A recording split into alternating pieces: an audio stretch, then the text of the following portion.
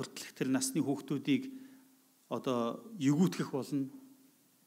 Иш үзүүлгүүд өгөгдсөн. Есүсийг мэндсэний дараа энэ бүх иш үзүүлэг биелсэн.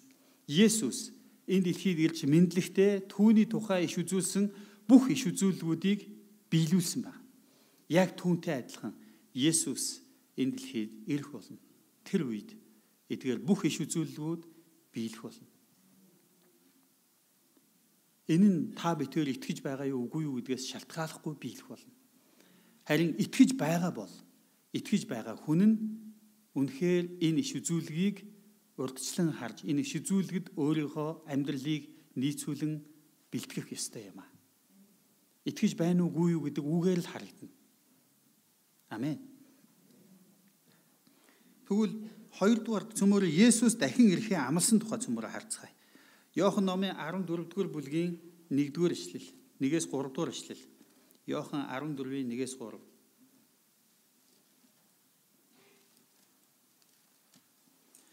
Зүрхээ бүү шаналга, бурханд итэг мөн надад итэг. Миний эцгийн гэрт орон байр олон бий.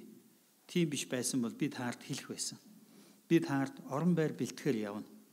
Би явж та нарт орон байр бэлтчихвэл дахин ирж та нарыг өөртөө авна. Би хаана байна? Та нар мөн тэнд байх болно. Амен. Эзэн Есүс өөрөө ирэх болно гэдгээ бидэнд иш үзүүлэн хэлсэн байна. Тэр өөрийнхөө амаар бидэнд хэлсэн байна. Би ирэх болно гэж. Миний эцгийн гэрд орон байр олон бий. Тийм биш байсан бол би таард хэлэх байсан гэж. Ахын дүүс минь ээ. Өнөөдөр бид энэ дэлхийд амьдрахдаа өөрийн гэсэн орон байргүй амьдрч магадгүй. Харин мөнхийн улсад таны төлөө Есүс Христ орон байр бэлдэж байгаа. Зөвхөн таны төлөө. Магадгүй өнөөдөр та өөрийн гэсэн орон байртай болохын төлөө ямар нэгэн хэцүү зүйлийг туулж эсвэл тэр биелэгдэшгүй мөрөөдөл мэд танд санагдаж хүнээс дутуу амьдарч байгаа мэд бодогдож болох юм. Гэвч бүү санаа зов. Есүс хэлэхдээ таны төлөө би орон байр бэлднэ гэж хэлсэн. Орон байрыг чинь бэлдэж дуусчаад буцаж ирээд та нарыг авах болно гэж хэлсэн. Амен. Тэв учраас та өөрийн гэсэн жинхэнэ мөнхийн тэр улсад тэр мөнхийн орон байртай амьдрах болно. Тэр байтугай Библи бидэнд юу гэж урамшуулдаг вэ гэвэл энэ дэлхийд өөрийн орон байртай болох гэж биш, харин мөнхийн улсад өөрийн орон байртай болох гэж бэлд гэж хэлдэг. Үүний төлөө амьдрал гэж хэлдэг. Бид нар энэ дэлхийд өөрийн орон байртай болох гэж ямар их зовдөг вүлээ. Моргежийн зээл юу сар болгон хэдэн зуун мянган төгрөг нөгөөх нь банкных нь үндсэн төлбөрөөс нь авахгүй заавал төлүүлсэн мөнгөнийхөө хүүг урдчилж аваа дараа нь үндсэн мөнгө авчин лойвэрдж гин гэж бид нар стресстэй янз бүрийн юм болж байгаа. Харин мөнхийн улсад эзэн Есүс таны төлөө орон байр бэлдэж байгаа. Харин нэг чухал зүйлийг та ойлгоорой. Мөнхийн улсад таны амьдрах орон байрыг барих материалаа та энэ дэлхийд байхдаа тийшээ явуулдаг гэдгийг ойлгох хэрэгтэй. Та энэ дэлхийд хичнээн орд харшинд амьдралсан ч хичнээн юу гэдгийг нийтийн одоо халаалттай, халуун хүйтүү ус ханнаас нь гардаг, шаазан жорлонтой гоё газар амьдралсан ч хэрвээ та мөнхийн улс руу өөрийн барилгын материалыг хангалттай явуулахгүй бол та тэнд очиод саранпаа юмд амьдрах үе дээ. Харин тэр байшин чинь мөнхийнх шүү дээ. Энэ бол төр зүрх шүү дээ.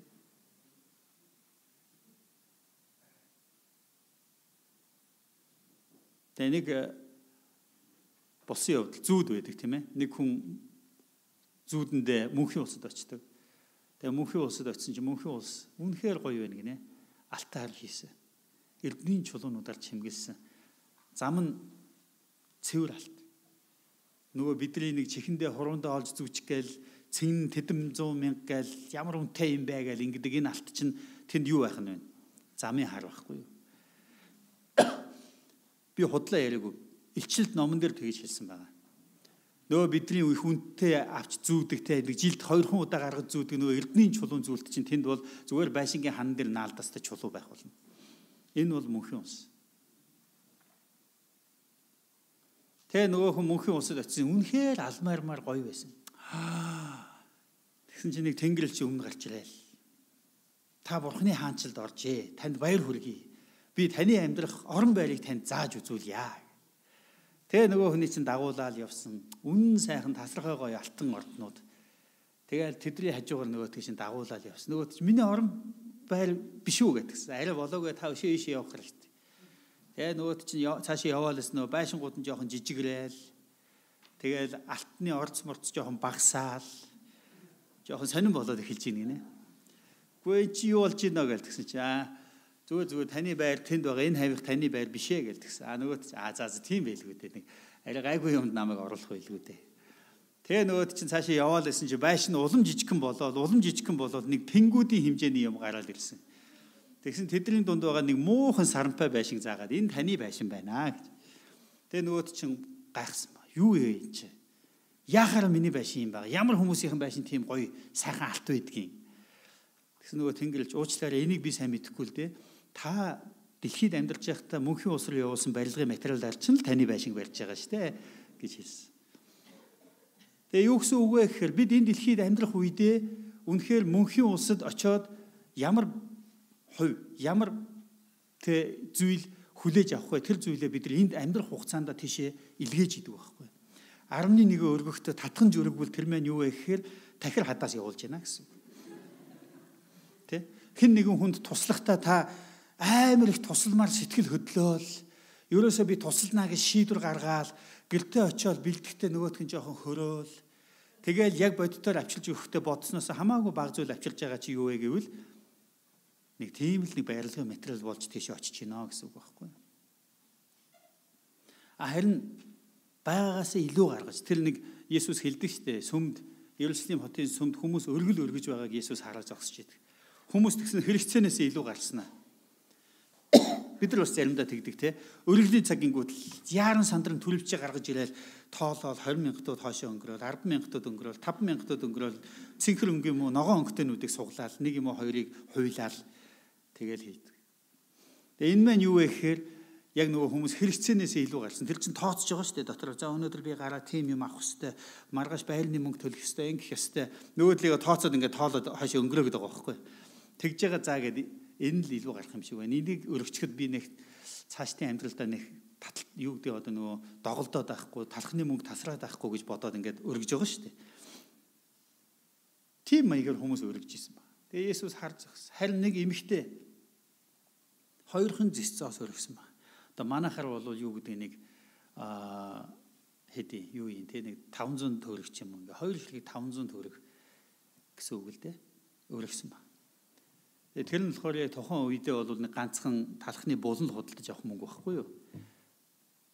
Тэгээ нөгөө эмэгтэй ингээд их юм өргөж чадсангүй дээ гэсэн бодолтойгоор байгаагаа л өргөж байгаа.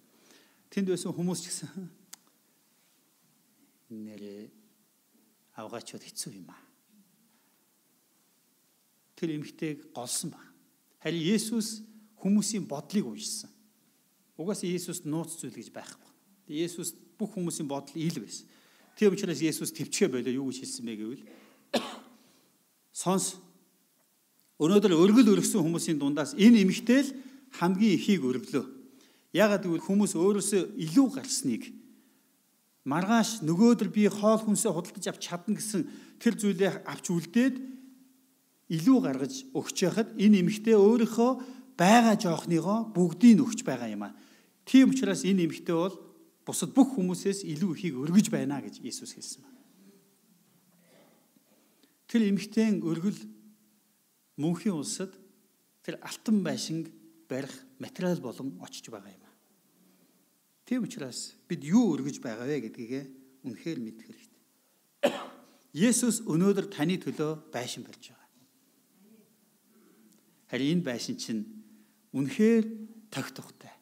Үнэхээр сайхан тийм байшин байх үгүй юу гэдэг та бид хоёрын сэтгэл хэр их шингэж байгаа вэ гэдэг энэ зүйлээс л шалтгаална.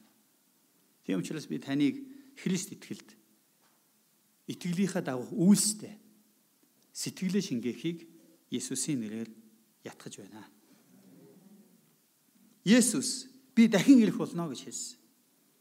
Би явж та нарт орон байр бэлтчихвэл дахин ирж та нарыг өөртөө авна.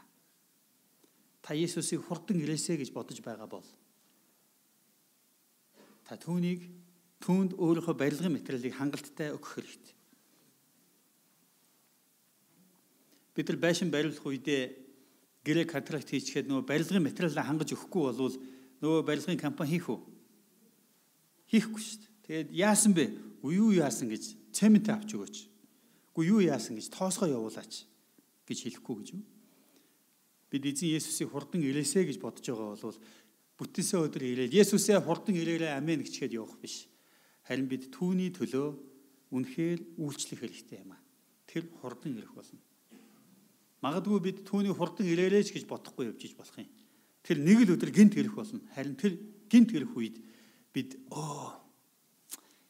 яг энэ моргижийн зээлээ дуусчихад л яг эзэнд жинкнээс үйлчлэе гэж бодож исэн чинь. Эсвэл энэ нэг бизнесийг амжилттай хийчихэд Библийн сургуульд сурч өстой сайн сурж авчихад Бурханд үйлчлэе гэж бодож исэн чинь. Заримдаа та хараа ингэж бодож байгаа юм биш үү? Яг тэгчээл яг эзэн төстэй яг жинкнээс үйлчлэнэ гэж бодож байна уу? Орой тийш үү? Маргааш биш. Харин өнөөдөр бид эзэнд үйлчлэхийг би та бүхэнд хүсэж байна. Дараа биш. Өнөөдөр.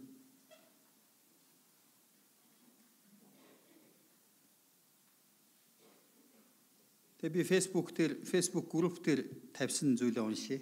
Тэгээ олон хүмүүс одоогийн байдлаар өнөө өглөө би зургийг авсан. Тэгээ 28 хүн энийг лайк дарж 6-7 хүн харин тийм ээ яг ингэж байгаа шүү гэж бичсэн байна. Тэр бичсэн хүмүүс одоо миний юу унших шагааг мэдчихэж байгаа бах тий. Олон жил итгэгч гэж явахдаа цуглаанд тууштай явахыг сураагүй. Библийг өдөр бүр уншихыг сураагүй. Тогтмол залбирч сураагүй. Чуулган дотор нөхөрлөж сураагүй. Чуулганд үйлчилж тууштай байж үзээгүй. Нэг чуулганд насан туршдаа үнэнч байж үзээгүй. Зан чанарын өөрчлөлт гээд нэх их юм байхгүй. Уудаг, татдаг, ууралдаг, аргалдаг хэвээрээ. Сайн мэдээ тараахыг тууштай хийж сураагүй. Дагалдагч бэлтгэхийг тууштай хийж сураагүй. Өргөл 11-гээ тууштай өгч сураагүй. Ер нь юу хийгээд яаж яваад байна гэмээр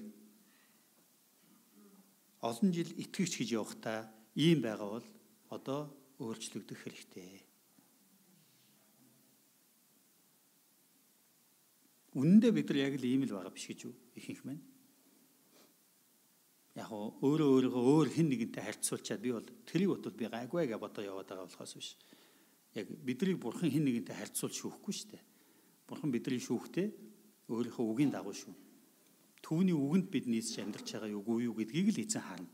Түүнээс биш мөөжгөөтэй харьцуулбал чи гайгүй байсан юм байна гэж хизээж хэлэхгүй. Тийм учраас ахын дүүс минь ээ. 2018 онд өмнөө зорилт тавьж арай л өөр байцгаая гэж та бүгдийг урамшуулмаар. Амен. Арай л өөр байцгаая. Бидэнд чадахгүй байгаа зүйл, бидэнд өөрчлөгдөх хэрэгтэй тал байгаагаа бид өөрсдөө мэддэг. Яагаад гэвэл бидний дотор ариун сүнс яолон байж чи наад нэг юмаа болчих болтгүй мүү гэж бидэнд хэлдэг. Ариун сүнс хэлдэггүй гэж юу? Хэлдэг. Харин бид нар тэр нэг юмаа ерөөсө болж өгдөггүй. Тэгэхээр би та бүгдийг тэр нэг юмаа өөрчлөхөөр шийдвэр гаргаасаа гэж хүсэж байна. Тэр нэг ямар юм байдгийг та өөрийгөө мэднэ шүү дээ. Тэр нэг юмаа л өөрчлөх гэдэг шийдвэр гаргах. Амен. Илчлэлт 22 дугаар бүлэг рүү цөмөр хамтдаа очицгаая. Библийн хамгийн сүүлийн бүлэг байгаа. 7 дугаар ишлэл. Харалтун би удахгүй ирнэ. Энэхүү номын иш үзүүлгийн үгсийг сахигч нь ерөөлтөе гэв. Илчлэлт 22-ын 7. Харалтун би удахгүй ирнэ. Энэхүү номын иш үзүүлгийн үгсийг сахигч нь ерөөлтөе. 12 дугаар ишлэл. Харалтун би удахгүй ирнэ. Хүн бүрд үйлдэснийхэн дагуу буцаан төлөх шагнал маань надтай хамт байгаа. 20 дугаар ишлэл. Эдгээр зүйлсийг гэлчлэгч тэр тийм ээ би удахгүй ирнэ гэж айлдаж байна. Амен. Ирээрээ эзэн Есүс ээ. Илчлэлт ном бол Библийн хамгийн сүүлийн ном. 22 дугаар бүлэг Библийн хамгийн сүүлийн номны хамгийн сүүлийн бүлэг. Энэ хамгийн сүүлийн бүлэг дээр 3 та Есүс би дахин ирэх болно гэж өөрөө амаар хэлсэн байна. 3 удаа ингэж хэлж байгаа нь юу гэсэн утгатай юм бэ? Энэ бол баараггүй. Энэ бол чухал. Энэ бол ноцтойгоор авч үзэх ёстой зүйл шүү гэдгийг бидэнд сануулж байна гэсэн. Бид энэ дэлхийд амьдрах хугацаанд Есүс ирэхгүй юм шиг бодож өөрсдийнхөө таалал сэтгэлдээ нийцүүлж амьдрах болно гэдгийг эзэн мэдж байна. Тийм учраас эзэн биднийг сонор сэрэмжтэй бай. Ухаалаг бай. Бодолтой бай гэж хэлэхдээ бидэнд 3 удаа хамгийн сүүлийн бүлэг дээр би дахин ирэх болно гэдгээ зааж хэлсэн байна. Бурхны хайртай хүмүүсээ. Бурхан танд хайртай учраас урдчлан сануулan хэлж байна. Тэр яагаад сануулж хэлдгийг та мэднэ үстэй. Ирэх үедээ миний хэлсний дагуу анхааруулсны дагуу чи хийгээгүй байна. Тийм учраас чамд уучлал байхгүй гэж хэлэх тэр шудраг шүүгч учраас. Бурхан бол хайрын бурхан. Энэ цаг үед бид түүний хайр нэгүүлсэл дор амьдарч байгаа. Түүний хайр нэгүүлсэл бидэнд боломж олгодог. Харин Бурханы өөр нэгэн мөн чанар бол тэр шудраг учраас хичнээн их хайртай боловч өөрийн шудраг мэс чанарынхаа улмаас та бидэнд шудраг шүүлтэл хийх болно. Тийм ч учраас 12 дээр би удахгүй ирнэ. Хүн бүрд үйлдэснийхэн дагуу буцаан төлөх шагнал минь надтай хамт байх болно гэж хэлсэн ба. Тэр шудраг байдлаараа шүүх болно. Тэр та битүүрийн бие биедээ ямар харилцаатай байсан тухай биш. Харин тэр та түүнтэй Бурхны өмнө зөв байсан уу үгүй юу гэдгийн тухай шүүх болно гэсэн. Тийм учраас та би өөр хэний ч өмнө биш. Би зөвхөн эзний өмнө амьдарч байгаа гэдгийг ойлгож эзний өмнө зөв байдал дотор хичээгээч гэж ятгах байна. Энэ хүртэл би Есүс дахин ирэх тухай иш үзүүлгийг Есүс өөрөө дахин ирэхээ амласан тухай Библийн ишлүүдийг та бүхэнтэй хуваалцлаа. 3 дугаар миний хуваалцах хүсэж байгаа зүйл Есүс дахин ирэх үед юу тохиолдох тухай бид ярихыг хүсэж байна. Есүс дахин ирэх үед юу тохиолдох вэ? Цөмөр хамтдаа 1-р Тесалоник 4-р бүлэг рүү дахин очицгоё.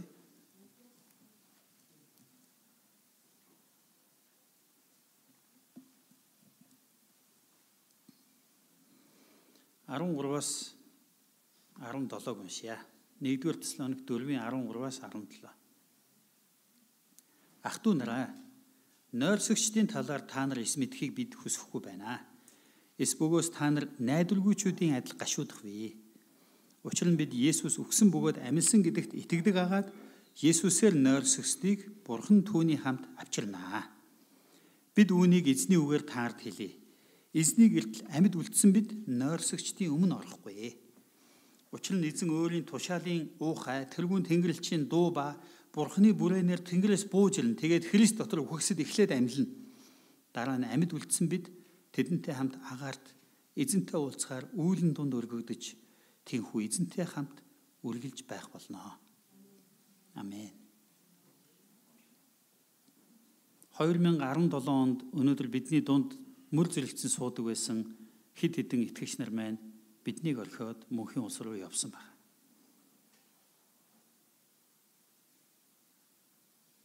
Тэр хүмүүс бидэнтэй хамт залбирч, бидэнтэй хамт нөхөрлөж, бидэнтэй хамт эзнийг магтдаг байсан.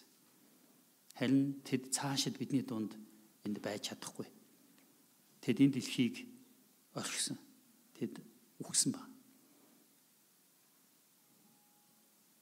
Дараа жилийн үедээ бидний хэдэн бас энд байхгүй байхаа мэдэхгүй. Бидний дунд энд байгаад биднийг орхин явсан тэдгээр хүмүүс бол итгэлээ сахисан хүмүүс юм. Тэд амаргүй замыг туулсан. Тэд гачигдаж, өлсөж, даарж, ганцаардаж, урам хугарах замууд тэдэнд байсан ч тэд итгэлээ бат сахисан. Би ч гэсэн тэдэнтэй адилхан энэ дэлхийг орхих хүртлээр итгэлээ сахих юмсан л гэж бодож байна. Би бас та бүгдийг тийм л гол зорилгоо өмнөө тавиасаа гэж хүсэж байна. Өчүүхэн зүйлд уурлан бухимдаж, гомдож, худал хуурмаг бузар муу зүйлд автагдаж хоёр нүур гаргаж битгий амьдраарай. Есүс фарисеучуудыг та нар бол булшин дээр тавьсан чулуу, цагаанаар будсан шохойтсон чулуутай адилхан. Гаднаасаа харахад гоё боловч дотор нь өмхий хамхай ялзарлсан хүүр байдаг. Гаднаасаа гоё харагдагч дотор тал чинь тааны дотор бодогдож байгаа бодлууд, үйлдэж байгаа үйлдэлүүд байгаа царай чинь бохир бузар гэж Есүс фарисеучуудыг хэлдэг байсан. Бид бас тийм биш байх юмсан. Нэг сайхан найдварын зүйл байна. Итгэлээ сахисан тэдгээр хүмүүс эзэн Есүсийг дахин ирэх үед биднээс өмнө Есүстэй уулзах болно гэж энд хэлсэн байна. Бид амьд үлдснээр давуу талтай биш. Тэд эзэнтэй эхэлж уулзах болно. Энд тэгж хэлсэн байна. Тэгээд Христ дотор үхсэд эхлээд амилнаа. Дараа нь амьд үлдсэн бид тэдэнтэй хамт агаарт эзэнтэй уулзахаар үүлэн дунд өргөгдөж тийхүү эзэнтэй хамт үргэлж байх болно гэж хэлсэн байна. Бидний төлөөлөгчдийн итгэлийн тунхаг дээржсэн бид махан биеийн амьлалтанд бид итгэдэг гэж хэлж байгаа. Бид үхсэн боловч бид дахин амьлах болно гэдэгт бид итгэдэг. Зарим хүмүүс хөөрхөн ингэж боддог. Махан биеэр үхээд дахин амьлна гэхээр одоо энэ мөн нөгөө газар булаад яас энэ бие амьлах юм байна гэж ингэж боддог. Тийм учраас зарим хүмүүс чандрална гэхээр айдаг. Нөгөө нэг Есүс дахин ирэх үед чандралахаар үнс болчихж байгаа юм чи энэ бие чинь нөгөө нэг юу амьлах юмгүй болчих юм байна шүү дээ. Тэгэхээр чандралуулахгүй намайг газар булаарай. Газар булаа 100 жил болох юм бол юу үлдэхтэй адилхан шүү дээ. Яг л үнс шиг л бол. Тэгэхээр гол зүйл маань юу юм бэ гэвэл Есүс биднийг үгээр оргуу хоосноос бүтээж чадсан юм бол тэр бидний үнс чандраас ч бидний махан биеийг дахин бий болгож чадна. Тэгэхээр бид нар нас барсны дараа яаж оршуулах нь тийм чухал зүйл биш. Хамгийн гол зүйл нь бидний сүнс их эзний өмнө амьдрах байхгүй юу? Энэ зүйлийг бид ойлгох хэрэгтэй. Энийг ингэж итгэж ойлгож чадахгүй те оргуу хоосноос үгээрээ үзэгдэх зүйлсийг, бодит зүйлсийг бий болгосон Бурхны хүч чадлыг хэмжиж, багасгаж боддог хүмүүс намайг чандралж болохгүй шүү гэж айдаг ба. Буруу бодол. Эзэн оргуу хоосноос үгээрээ бүх зүйлийг бий болгож чадсан юм чинь таны сүнсэнд ямар бий бүтээж өгөх нь түүний хувьд бол ингийн төдий л асуудал байх бол. Бүү санаа зов. Бүү санаа зов. Эзэн өөрийнхөө гайхамшигаар та биднийг дахин амьлуулах болно. Энэ бол түүний хийх ажил. Харин бидний хийх ажил нь бид түүний өмнө зөвхт байх. Түүний үгийн дагуу амьдрах нь бидний хийх ажил юм аа. Энд юу гэж хэлсэн бэ гэвэл түүнийг Есүс дахин ирэх үед юу болох вэ гэвэл үхсэн Христэд итгэгч үхсэн амьд бүх хүмүүс өргөгдөж Есүстэй агаар мандалд уулзах болно гэж хэлж байна. Амен. Хэрвээ бид нар буцаад Матай 25 дугаар бүлгийн 31 рүүгээ очих юм бол энд бидэнд бас чухал зүйлсүүдийг энэ хэсгээр дамжуулан бидэнд зааж өгч байгаа юм. Есүсийг дахин ирэх үед юу болох вэ? Хүний хүү алдраа дуурсан бүх тэнгэр элчийнхаа хамт ирж сүр жавхлан синтидээ залрах болно. Бүх үндэстэн өмнө нь цуглаж хончин хонио ямаанаас тусгаарладаг шиг тэр тэдний нэг нэгнээс нь тусгаарлаад хонио баруун ямааг зүүн талдаа байлгана. Тэгээд хаан баруун талдаа байх ёстод хэлэх нь эцгээр минь өрөөгдөгсдөө наашир ертөнцийн суурьаас та нарт бэлтгэсэн хаанчлалыг өглөө авсугай. Учир нь өлсөж байхад минь та нар надад идэх юм өгсөн, цангаж байхад минь уух юм өгсөн, харь хүн байхад минь урьж оруулсан, нүцгэн байхад минь намайг хувцалсан.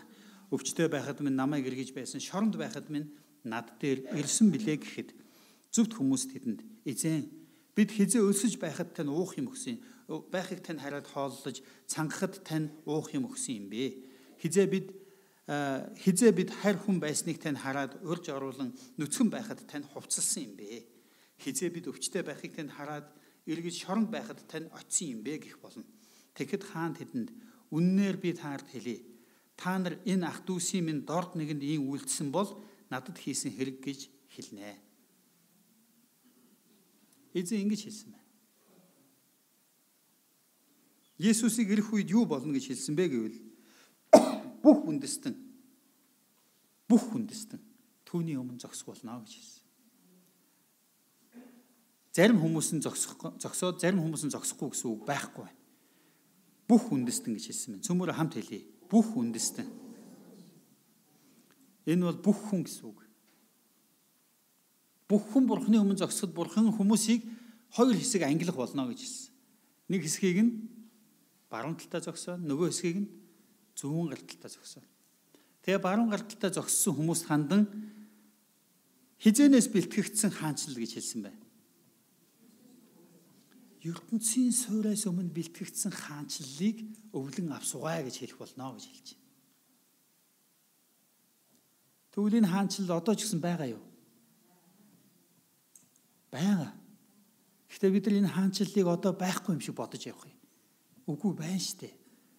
Өнөөдөр бид нар өлсөж ядарч зүдэрч байгаа байж болно. Гэхдээ Бурханаас та бидний төлөө ертөнцийн суйраас ч өмнө бэлдсэн хаанчлал өвлүүлэх өв байна.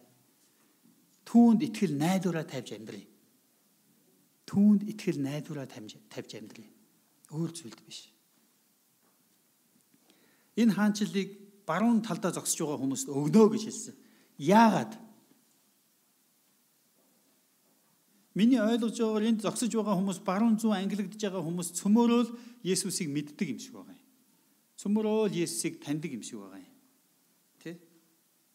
Яагаад гэвэл 44 дугаар ишлэлдэр ингэж хэлсэн байгаа. Тэд мөн адил эзэн хизээ бид таныг өсөж цангаж харь хүн байхыг чинь харь хүн нүцгэн өвчтөй шорон байхыг тань хараад танд үйлчлээгүй юм бэ гэх болно гэж. Нөгөө хүмүүс хэнийг Есүсийг хэн гэж дуудаж байна? Эзэн гэж дуудаж байгаа. Нэг гэсэндээ тэр хүмүүс ч гэсэн сүмд явдаг хүмүүс байх нь байна. Тэр хүмүүс ч гэсэн Бурхныг мэддэг хүмүүс байх нь байна.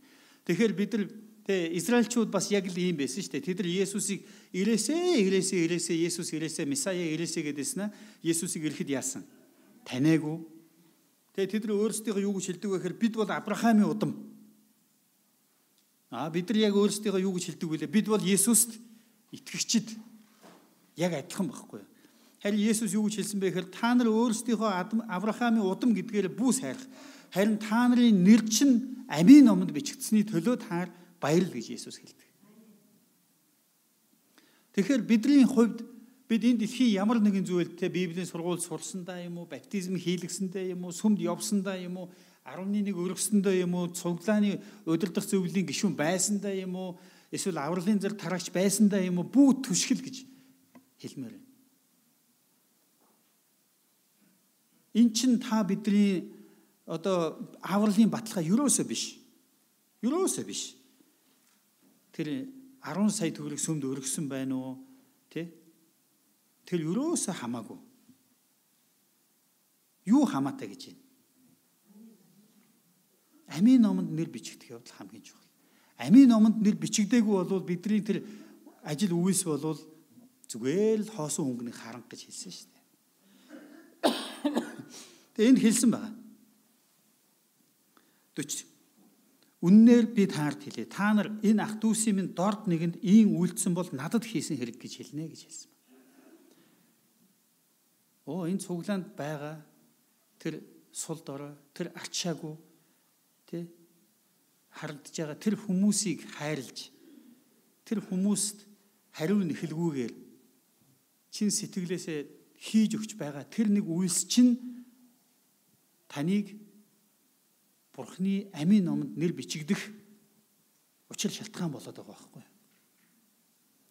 Түүнээс биш нөгөө нэг 44-өөс харах юм бол тэд те хизээ бид таныг өлсөж цангаж харь хүн нүцгэн өвчтөй шорон байхыг тань хараад танд үйлчлээгүй юм бэ гэж хэлж байгаа. Энэ хүмүүс яаж исэн бэ гэвэл энэ хүмүүс болвол өлссөн хүнийг хоолж исэн байна, хүмүүсийг ундаалж исэн байна, харь хүнд үйлчилж исэн байна, нүцгэн байхад нь хувцалж байсан, өвчтөй байхад нь эргэж байсан, шоронд байхад нь эргэж очиж исэн хүмүүс байхгүй юу? Энэ зүүн тал зогсож исэн хүмүүс нь. Заримдаа бид нар ингэж төөрөх гээд байдаг. Нэг шоронгийн үйлчлэлтийнхэнтэй хамт 3 удаа нэг явчих. Тэгээ хожим нэг ийм юм болоход би очиж исэн штэ эзэн минь гэж хэлэх боломжтой гэж бодоод байгаа. Үгүй. Гол санаа нь юу вэ гэдгийг бид ойлгох хэрэгтэй юм аа. Тэр ирэх үедээ бидний шүүх болно. Харин түүний шүүлт бидний стандартаар биш. Өөрийнх нь стандартаар байх болно. Тэгвэл түүний стандарт юу болохыг Библиэс сур. Библиэс сур. Амен. Тэгвэл Есүсийг ирэхэд бид хэрхэн бэлэн байх вэ? Хамгийн чухал зүйлийг би ярих хүсэж байна. За Есүс ирнэ гэдгээ иш үзүүлсэн юм байна. Есүс ирнэ гэдгээ амлчихсан юм байна. Есүс ирэх үед шүүлт хийгдэх юм байна. Тэгвэл Есүсийг ирээд тэр шүүлтийг хийх үед бид яаж бэлэн байх вэ? Та мэдхийг хүсэж байна уу? Амен. Бид яаж түүнийг ирэхэд бэлэн байх юм бэ? Энэ бол хамгийн чухал зүйл байна. Энд хэлсэн байна. Тэр Есүс ирээд өөрийн хаанчлалыг тогтоох үед жинхэнэ шударга ёс тэр үед л тогтох болно. Тэрнээс наан бол шударга ёс юу л бол тодорхой хэмжээнд Бурхны хаанчлалын гялбаа нэгэн хэсэг Монгол дэлхийг мэдээж би үгүйсэхгүй ч зөвхөн Христийг өөрийн хаанчлалыг бүрэн тогтоох үед жинхэнэ шударга ёс, жинхэнэ амар тайван цогцлох болно. Тийм учраас бидний хүсэн тэмүүлэх амьдрал минь, мөрөөдөл минь Бурхны хаанчлал байх ёстой юм аа. Харин тэр хүртэл бид ийм амьдрах ёстой. Бид энэ амьдралыг даван туулах ёстой гэсэн итгэлтэй байх ёстой. Сэтгэлийн хаттай байх хэрэгтэй. Төвчээртэй байх хэрэгтэй. Есүсийг ирэхэд бид өөрсдөө хэрхэн бэлдэх вэ?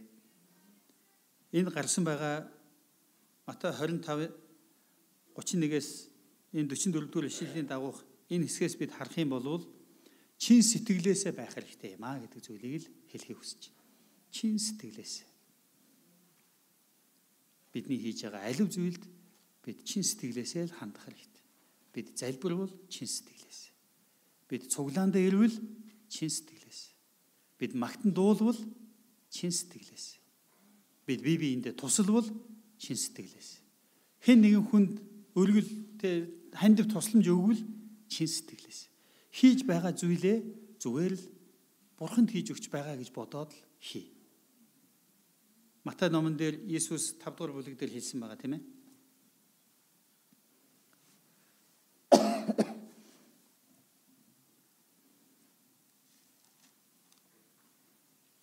За 6 гэн уншчээ да.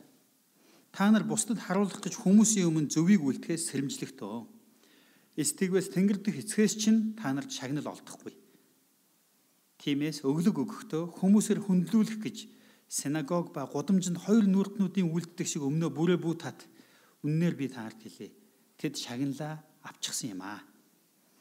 Харин та нар өглөг өгөхдөө баруун гарынхаа юу хийж буйг зүүндээ бүү мэдэгд. Энэ нь өглөгч нь нууц байхын тулд бөгөөд нууц харагч эцэгч нь чамд буцаан төлнө. Залбирахтаа хоёр нүртнүүд шиг бүү бай.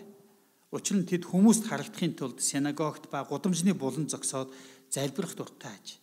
Үннээр би та нарт хэлье. Тэд шагналаа авчихсан юм аа.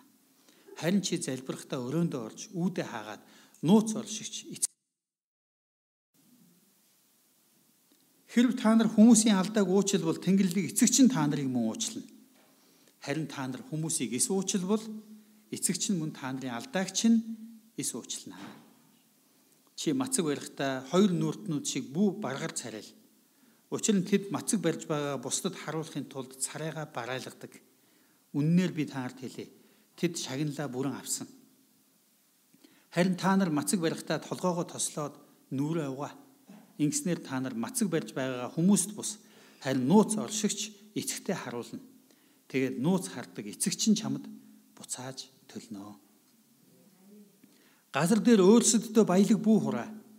Тэнд хэвэн хорхоо ба зэв идэж сүйтгэдэг хулгайч эвдэж ороод хулгайлдаг аж. Харин өөрсөддөө эд баялагийг тэнгэрт хураа.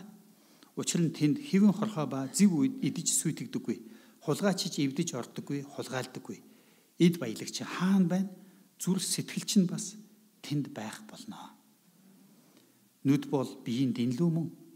Нүд чинь саруул аваас бүтэн бие чинь гэрэлтэй байна. Харин нүд чинь ёрын муу аваас бүтэн бие чинь харанхуй болно.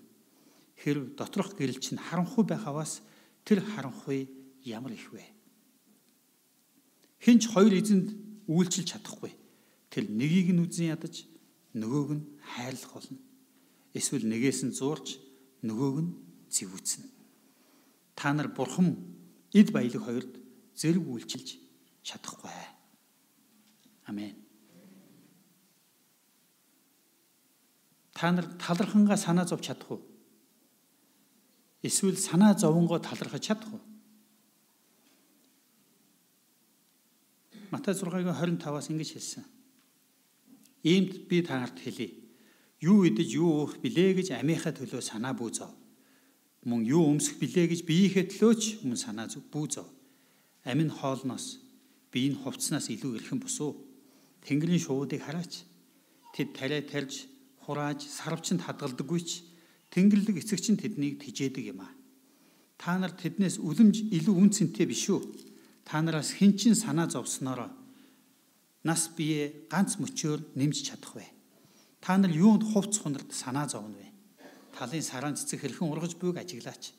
Тэд зүдэж зүтгэдэггүй, ээрмэлж хийдэггүй. Гэвч би таарт хэлье. Соломон хаанчлалтаа эдний нэгтэнч дүүцхээр хувцлаж байгаагүй юм аа. Өнөөдөр амьд байгаад маргааш 100-нд хаягдах хээрийн өвсийг бурхан инхүү гойдог бол тэгх тусмаа тэр та нарыг илүү хувцлахгүй гэж юу? Өчүүхэн итгэлтнүүдээ. Тиймээс юу идэх билээ? Юу уух билээ?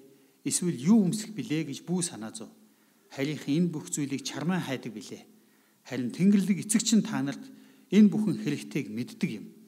Гагцгүй эхлээд Бурханы хаанчлал ба зөвхт байдлыг хайхтун. Тэгвэл энэ бүхнийг та нарт нэмж өгөх болно. Маргааш нь өөртөө санаа тавих тул маргаашийн төлөө санаа бүүзав. Өдөр бүрийн зүдүүр өдөртөө хангалттай. Амен. Есүсийг ирэхэд бид тэгвэл хэрхэн бэлэн байх юм бэ? Есүс бидэнд хангалттай, тодорхой зааж өгсөн байна. Бид үүнийг толгойдоо мэдлэгийнхаа төвшөнд бол мэддэг байхгүй? Мэддэг. Мэддэггүй гэвэл бас яг мэдэхгүй бас биш. Мэдээд байгаа юм. Гэхдээ бид нар амьдрахтаа үүгээрээ амьдрахгүй байна. Үүнийг л эзэн бидэнд сануулад байна гэсэн үг.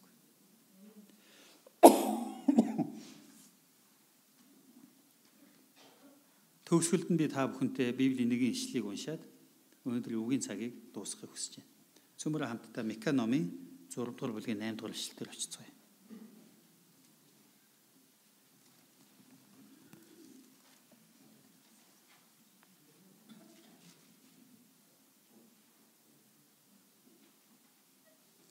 Юун сайн болохыг хүн минь чамд тэр айлтсан.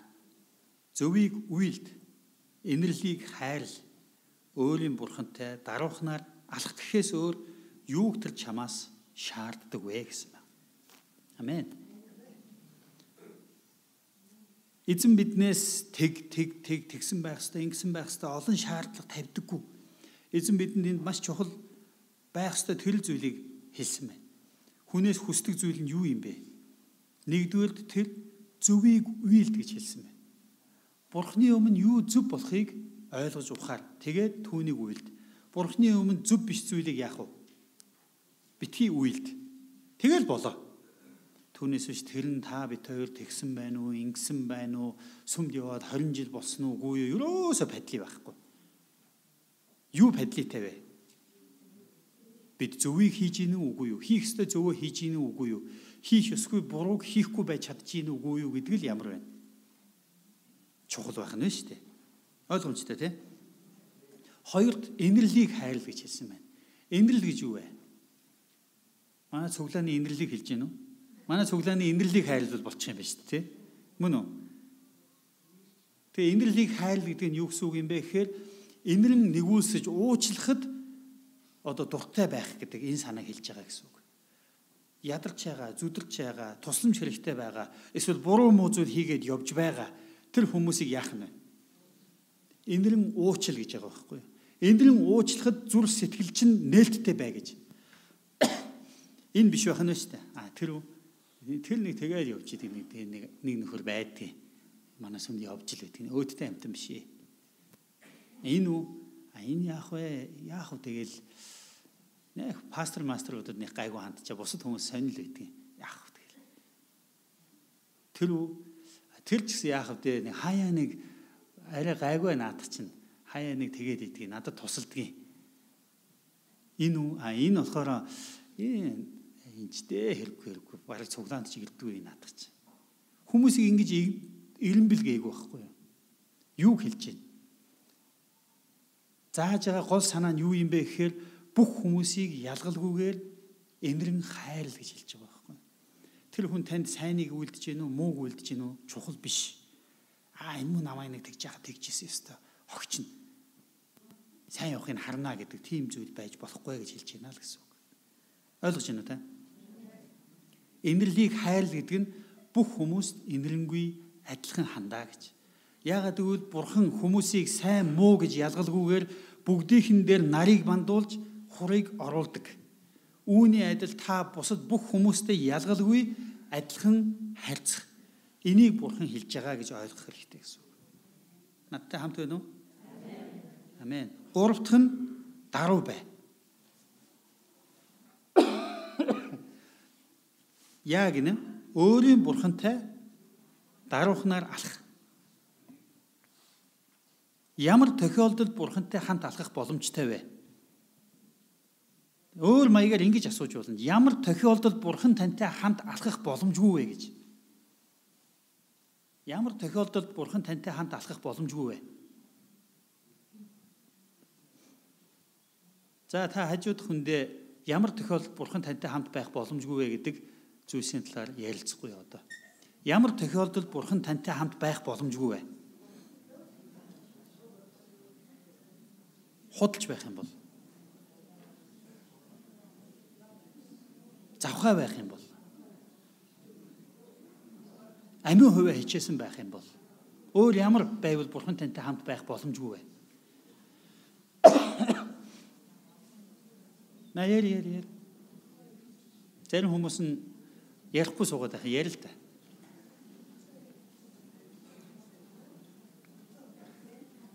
Магадгүй хитрхи их гэгэрчхэд ярих шаардлагагүй юм уу? Үгүй бах те. Би таныг бие биетэйгээ ярилцаасаа гэж ингэж хүсэж байна. Ярилцаарай.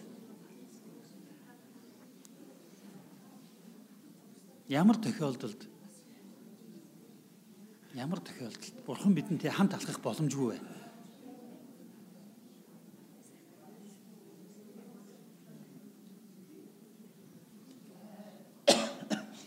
За 4-5 нийлээд яар одоо. 4-5 нийлээд яар. Энэ их чухал зүйл учраас би та нарыг заавал яриулах гэдэг юм. За тэр ганцаараа жоохон бишүүрхээ суугаад байгаа хүмүүс очиод нэг бусдтайгаа нийлээд за хиний тухай ярьж байгааг мэдж байгаа үсттэй. За одоо хажуу тал руугаа нийлээ суучих. Жоохон хажууд чи яваад л нийлээ суучих штэ. За. Ирчүүдээ хөдлөе. Ирчүүдээ ямар тохиолдолд Бурхан тантай хамт алхаж чадахгүй вэ? Асуулт нь маш энгийн шүү дээ. Ямар тохиолдолд Бурхан тантай хамт алхаж чадахгүй вэ?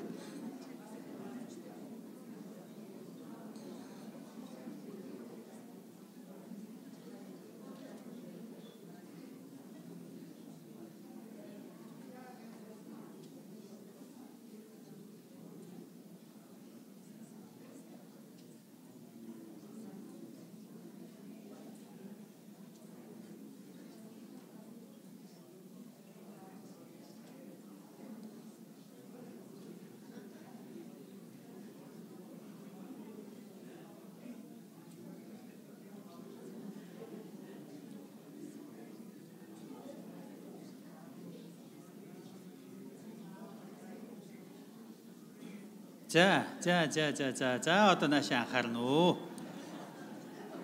Яг халж эхэлж яхад боловчход энэ пастор аягүй сонио. Юу ярихаа ойлгохгүй байж байгаа. Яг ойлгоод ихсэж боловч уу. За ингээ. Одоо би та нарыг яриулах гэдэг юм л да. Ямар тохиолдолд Бурхан тантай хамт алхахгүй гэж та нар ярьсан бэ? Суудлаасаа босоод чангаар хэлэхгүй юу. Тэгээ бусдынхаа хэлээгүй санааг бусдад давтаж хэлэхгүй юу гэж би ингэж хүсэж байна. Яагаад гэвэл та нарын зарим ярьсан зүйлийг зарим хүмүүс чинь яриаггүй байж бас магадгүй. За. Хэнээс эхлэх үү?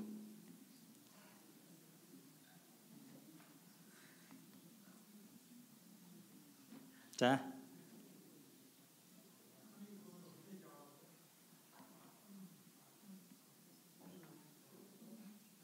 Бурхныг хүлээж аваагүй нэгдүгээрт, хоёрдугаарт бардан байвал. Гуравт нь юу гэнэ? За баярлалаа.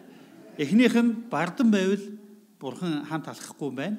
Хоёр дахь нь Бурхныг өөрийнхөө зүрх сэтгэлд хүлээж аваагүй бол Бурхан хамт алхаж чадахгүй гэж байна. Баярлалаа. За та суугаарай. Дараа нь өөр хүн.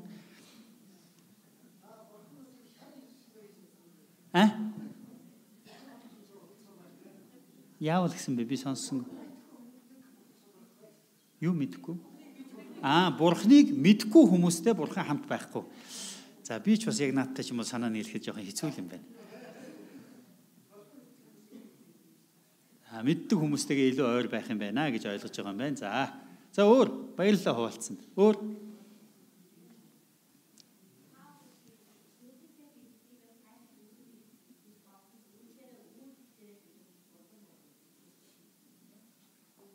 сайныг үйлдэ гэж бодсон ч бузар мууг үйлдчихдэг. За тийм хүнтэй Бурхан хамт байхгүй юм тий. Бузар мууг үйлдэж байгаа тохиолдолд Бурхан бидэнтэй хамт байхгүй гэсэн үг байна тий. Бурхан хамт алхаж чадахгүй гэсэн үг байна. За баярлалаа. Өөр амар итэвхтэй ярьжсэн зарим хүмүүсийг би харж л байна л да. Одоо ингээд ярих уу яах уу гэдээ эргэлзээл. Яар. За энэ игнэнээс хамгийн захын игнэнээс нэг 3 хүн ярьсны дараа энэ игнэлүү дахиж орно. Дараагийн хүмүүс нь бэлдэж байгаарай. За төмөр ган төмөр босч ядаад ах юм. Өндлцөөд ингээд босхоо яах вэ гэд ингээд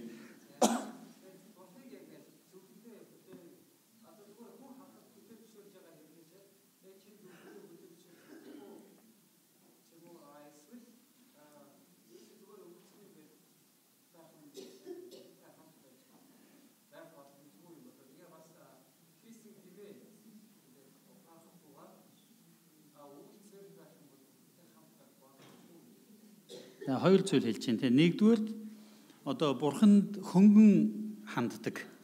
Мэддгүү юм уу гэхээр мэддэг. Тэгсэн мөртлөө яг зүрх сэтгэлдээ яг Бурхан гэж итгэж хүлээн зөвшөөрж эмээх сэтгэл түнд одоо Бурханаас эмээх гэх юм уу тийм сэтгэл байхгүй тий. Хоёр талаараа гим хийсээр байдаг. Нөгөө өөрийнхөө хийдэг гимээ мэддэг. Тэгсэн мэт нөгөө гимээ хийсээр байгаа тохиолдолд Бурхан түр хүнтэй хамт алхаж чадахгүй гэж бодож байна гэж байна.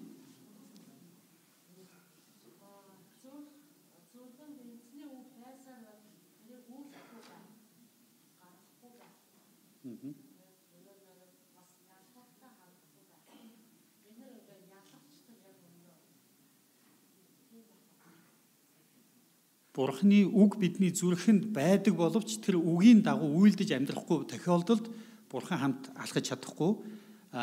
Хүмүүсийг ялгуурлаж харьцаж яхад хамт алхаж чадахгүй гэж ярьсан гэн. За хойгор Батлагрын хавьяас. За батлал босгол юм байна л да. Хоёрын хоёр хүн хараад л ярьснаа хилээч гээд байгаа юм чинь. За батлал. Хоёр нүур гаргасан хүнтэй Бурхан хамт алхаж чадахгүй гэж. За энэ игнэнээс. Дараа нь танаа игнэ ирнэ шүү. За одоо энэ игнэ. Би нэр дуудчих магадгүй шүү. За. Дуулуургүй байвал Бурхан хамт алхаж чадахгүй. Гэмшихгүй байвал Бурхан хамт алхаж чадахгүй гэж. Өөр манлаа ягаад зориглохгүй байгаа юм? Яриаг юм уу?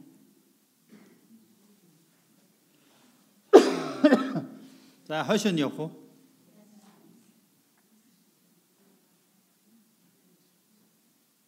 Танай игнэнээс байна уу? Энд хэлсэн, тэнд хэлсэн.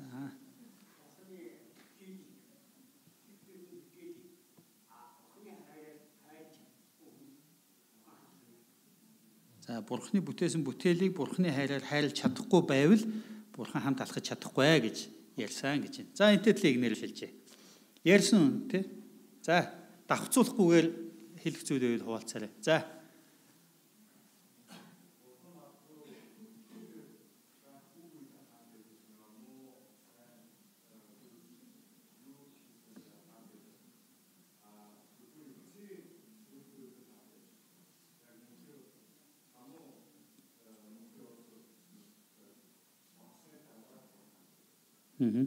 За би ингэж ойлголоо зөв. Энэ дэлхийд бидний амьдрах бүхий л цаг хугацаанд Бурхан биднийг итгэж үл итгэж юм уу, сайн муу ялгалгүйгээр хамт байгаа. Харин мөнхийн шийтгэл өгсөний дараа там руу орсон хүмүүстэй бол Бурхан хамт байх боломжгүй болно гэж бодож байна гэж ярьсан юм уу те? Мөн үү? Санаа чинь зөв байсан. За ингэж ярьсан байна. Би энэ дээр ямар нэгэн зөв буруу гэх юм бол би хэлэхгүй л дээ. Боллоо. За өөр энэ дундлын игнэнээс та хэд юу гэж ярьсан бэ?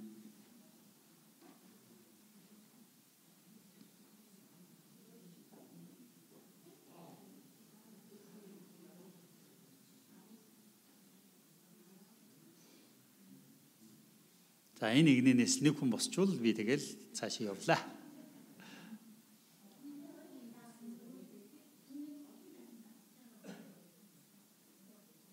Яасан гинэ?